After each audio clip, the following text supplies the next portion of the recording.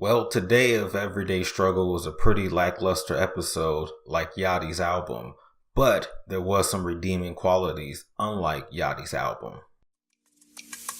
Roll down my window pane. Tell me who you are.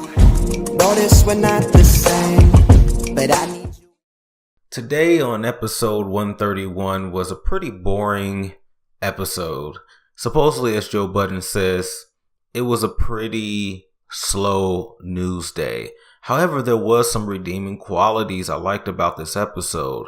One of those points being is that how do you define a star in hip hop? Now, they was very contentious on this show today about this particular topic, and I wanted to put my 2 feet in and let you know what I thought about that whole situation. So so there's levels to this shit, right? As Meek Mill said. And when you define levels, it becomes very easy to determine what a star is. So the way that I like to do it in hip hop is to start off at the top and then work your way down.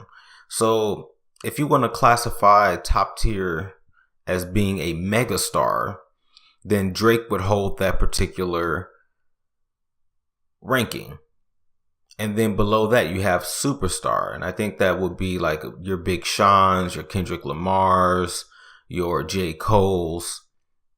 And then you have star underneath superstar, which is like your Meek Mill's.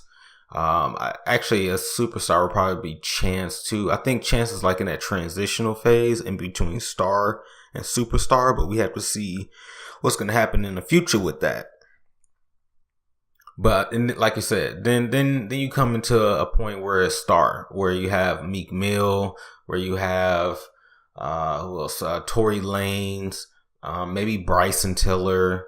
Actually, in the megastar range, I keep thinking of people to put in these tiers. Megastar range will probably be like Drake and The Weeknd because they both have massive hits or large amounts of hits.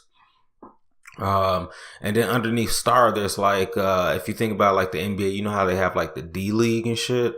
So you would have like the rising stars. So pretty much you'll have people who are like on a freshman cover.